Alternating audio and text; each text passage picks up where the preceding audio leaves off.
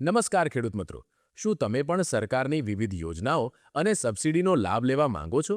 જો તમે ખેતીવાડી, બાગાયતી, પશુપાલન કે મત્સ્યપાલન વિભાગની યોજનાઓનો લાભ લેવા માંગતા હો, તો વર્ષ 2026 માટે એક મોટો ફેરફાર કરવામાં આવ્યો છે.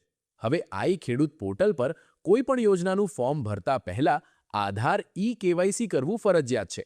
જો આ પ્રક્રિયા બાકી હશે, તો તમે યોજનાનો લાભ નહીં લઈ શકો.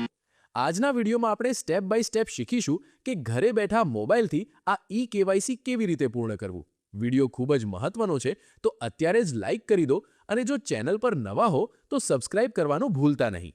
આપ સૌ જાણો જ છો કે ખેતીવાડી, બાગાયત, પશુપાલન અને મત્સ્યપાલનની સબસિડી માટે આઈ ખેડૂત પોર્ટલ 2.0 દ્વારા ઓનલાઈન અરજીઓ લેવામાં આવે છે.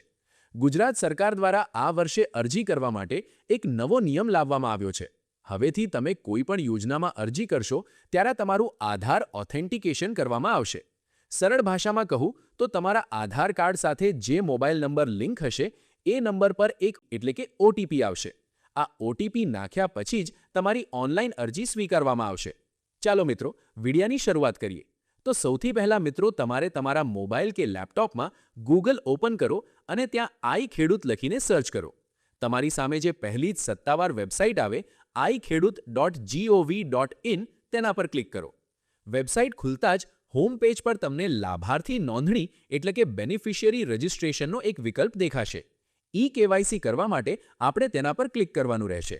હવે તમારી સામે જે નવું પેજ ખુલશે ત્યાં તમારે તમારી પ્રાથમિક વિગતો આપવાની છે.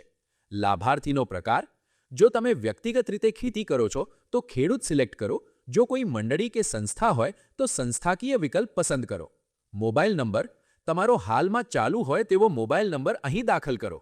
આધાર કાર્ડ નંબર: તમારો 12 આંકડાનો આધાર નંબર ખૂબ જ ચોકસાઈપૂર્વક અહીં ટાઈપ કરો. મિત્રો, અહીં કેવાયસી વેરિફિકેશન માટે બે રસ્તા છે. બાયોમેટ્રિક એટલે કે જો તમારી પાસે ફિંગરપ્રિન્ટ મશીન હોય તો તમે આ વિકલ્પ પસંદ કરી શકો છો. ઓટીપી એટલે કે સૌથી સરળ રીત: જો તમારા આધાર કાર્ડ સાથે મોબાઈલ નંબર લિંક હોય તો ઓટીપી વિકલ્પ પસંદ કરી સેન્ડ ઓટીપી પર ક્લિક કરો. તમારા રજિસ્ટર્ડ મોબાઈલ પર 6 આંકડાનો એક કોડ આવશે, તેને આપેલા બોક્સમાં લખીને વેરીફાઈ કરો. જેવું તમે ઓટીપી સબમિટ કરશો એટલે આધાર કાર્ડ મુજબ તમારું નામ, જન્મ તારીખ, લિંગ અને સરનામું સ્ક્રીન પર ઓટોમેટિક આવી જશે. ચકાસણી: આ બધી વિગતો એકવાર ધ્યાનથી ચેક કરી લો. કેપ્ચા: નીચે આપેલ કેપ્ચા જેમ કે કોઈ સાદો સરવાળો નો જવાબ લખીને સાચવો અને આગળ વધો પર ક્લિક કરો. હવે છેલ્લા સ્ટેપમાં વેરિફિકેશન: તમારે ફરી એકવાર મોબાઈલ નંબર વેરીફાઈ કરવાનો રહેશે. ઓટીપી આવ્યા બાદ તેને સબમિટ કરો. ઈમેલ: જો તમારી પાસે ઈમેલ આઈડી હોય તો લખો, નહીંતર તેને ખાલી પણ છોડી શકાય છે. પાસવર્ડ: અહીં તમારે એક મજબૂત પાસવર્ડ સેટ કરવાનો રહેશે જે તમને ભવિષ્યમાં લોગિન કરવા માટે કામ લાગશે. પાસવર્ડ ફરીથી કન્ફર્મ કરો, કેપ્ચા સોલ્વ કરો અને સબમિટ બટન દબાવો. બસ મિત્રો, આટલું કરતાં જ તમારું આધાર કેવાયસી સફળતાપૂર્વક પૂર્ણ થઈ જશે. હવે તમે વર્ષ 2026ની કોઈ પણ સરકારી યોજના માટે અરજી કરવા પાત્ર છો. જો તમને આ માહિતી ઉપયોગી લાગી હોય તો વિડીયોને લાઇક કરજો અને તમારા બીજા ખેડૂત મિત્રો સાથે વોટ્સએપમાં ચોક્કસ શેર કરજો, જેથી તેમને પણ મદદ મળી રહે. ખેતી અને સરકારી સહાયને લગતી આવી જ સચોટ માહિતી માટે જોતા રહો આવો જાણીએ વિથ એઆઈ. ફરી મળીશું નવા વિડીયોમાં. ત્યાં સુધી જય હિન્દ, વંદે માતરમ.